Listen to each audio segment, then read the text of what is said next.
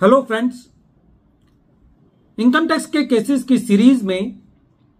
आज जो इशू हम डिस्कस करेंगे वो एक लिमिटेड इशू पर है। इशू ये है कि यदि एसएससी को लिस्टेड शेयर्स पर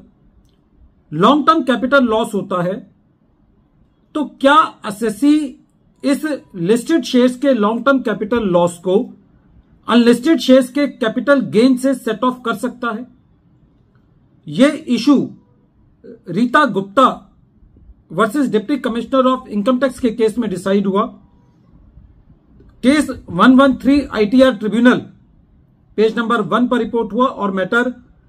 कोलकाता आईटीएटी की ए बेंच ने डिसाइड किया।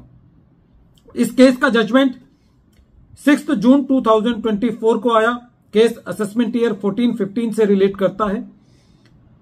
एसएससी ने अपनी इनकम टैक्स के रिटर्न के अंदर जो लिस्टेड शेयर्स थे उनके ऊपर लॉस को अपने अनलिस्टेड शेयर्स के कैपिटल गेन से, लॉन्ग टर्म कैपिटल गेन से सेट ऑफ किया, जिसको असेसिंग ऑफिसर ने यह कह के डिनाई कर दिया कि क्योंकि लिस्टेड शेयर्स का गेन सेक्शन 10 सबसेक्शन 38 के अंदर असेसमेंट ईयर 14-15 के लिए एग्जेम्प्ट है और क्योंकि गेन के अंदर लॉस भी इंक्लूड होता है, इसीलिए यह लॉस जो है वो सेट ऑफ नहीं किया जाना चाहिए। असेसिंग ऑफिसर का मोटे तौर पे यह कहना था कि जब किसी सोर्स की इनकम एग्जेम्प्ट है तो उसका लॉस भी जो है वो किसी और इनकम से सेट ऑफ नहीं किया जाना चाहिए। सीआईटी अपील ने भी असेसिंग ऑफिसर के इस ऑर्डर को अपील रखा और जब ये मैटर ट्रिब्यूनल में गया तो एसएससी का यह कहना था कि सेक्शन 2 क्लॉज 14 जो कि कैपिटल एसेट की बात करता है, सेक्शन 45 जो कि कैपिटल गेन का चार्जिंग सेक्शन है, सेक्शन 47 जो कि उन ट्रांजैक्शंस की बात करता है जिनको ट्रांसफर नहीं माना जाता कैपिटल गेन के लिए, सेक्शन 48 जो कि mode of calculation of capital gain की बात करता है और सेक्शन 70, 71 और 72 जो कि set of and carry forward की बात करता है। इन सारे सेक्शंस के अंदर कहीं पर भी यह एम्बार्गो नहीं है कि लिस्टेड शेयर्स का लॉन्ग टर्म कैपिटल लॉस आप अनलिस्टेड शेयर्स के लॉन्ग टर्म कैपिटल गेन से या किसी और लॉन्ग टर्म कैपिटल गेन से सेट ऑफ नहीं कर सकते। यह एसएससी की पहली दलील थी। जो डिपार्टमेंट का मेन कंटेंशन था वो यह था कि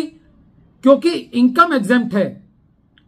तो इनकम के अंदर लॉस भी आता है, इसीलिए वो लॉस एसएससी को सेट ऑफ के लिए नहीं मिलना चाहिए। इसके ऊपर एसएससी 4 बहुत इंपॉर्टेंट जजमेंट्स पर रिलाई कर रहा था, जिसके अंदर जो इंपॉर्टेंट है वो है United investment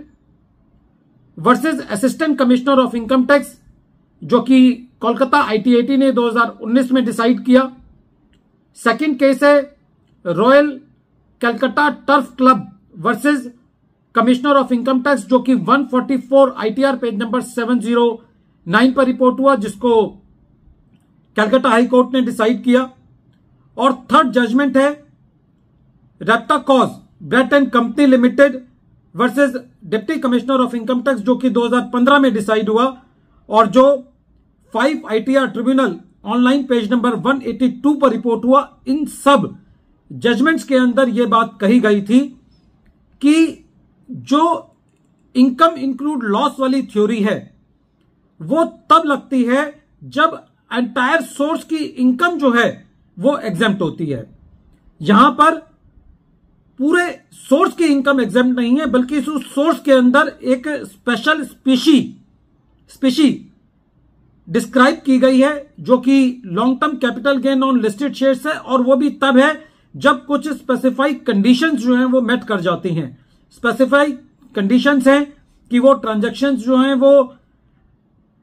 recognised stock exchange पर होने चाहिए, उन पर सिक्योरिटी ट्रांजैक्शन टैक्स पे किया जाना चाहिए। तो जहां पर पूरा का पूरा सोर्स एग्जेम्प्ट होता है वहां पे यह बात कही जा सकती है कि इनकम के अंदर लॉस भी आता है, क्योंकि यहां पे पूरा सोर्स एग्जेम्प्ट नहीं है, कैपिटल गेन का पूरा सोर्स एग्जेम्प्ट नहीं है, और उसके अंदर की जो स्पेशल स्पीशी है जिसको हम लिस्टेड शेयर्स का लॉन्ग टर्म कैपिटल गेन कहते हैं, वो सर्टेन कंडीशंस के पूरा होने पर ही एग्जेम्प्ट होता है। तो ऐसी परिस्थिति में यह नहीं कहा जा सकता कि गेन के अंदर लॉस भी आता है। दूसरा, प्रेजेंट केस में एसएससी ने central board of direct taxes का एक बहुत महत्वपूर्ण सर्कुलर है 7/2013, जो कि 16 जुलाई 2013 को आया, जिसके अंदर सेक्शन 10A की एग्जम्पशन के बारे में कहा गया था। और उस सर्कुलर के अंदर यह बात कही गई कि सेक्शन 10A के अंदर जो इनकम आती है वो एग्जेम्प्ट होती है, लेकिन यदि कोई उस एलिजिबल यूनिट को कोई लॉस हो जाता है तो उस लॉस को सेट ऑफ किया जा सकता है। तो एसएससी का कहना था कि उस सेम एनालॉजी को ड्रॉ करते हुए इस केस के अंदर भी एसएससी को लिस्टेड शेयर्स के लॉन्ग टर्म कैपिटल लॉस को एसएससी के जो अनलिस्टेड शेयर्स हैं उनके कैपिटल गेन से उसको सेट ऑफ किया जाना चाहिए, जिसको ट्रिब्यूनल ने यह कहा कि वो एज पर लॉ है, एज पर सेक्शन 2 क्लॉज 14 है, 45 है, 47 है और अदर जो उसके रिलेटेड सेक्शंस है उसके अकॉर्डिंग है। इस तरीके से ट्रिब्यूनल ने एसएससी के इस लॉस को का सेट ऑफ जो है वो अलाउ किया। वीडियो के अंत में एक बार फिर मैं केस का नाम रिपीट कर रहा हूं। केस का नाम है Rita Gupta versus deputy commissioner of income tax, और ये case 113 ITR tribunal page number 1 पर रिपोर्ट हुआ। मैटर कोलकाता ITAT की ए बेंच ने डिसाइड किया और इस केस का जजमेंट 6 जून 2024 को आया। Thank you friends.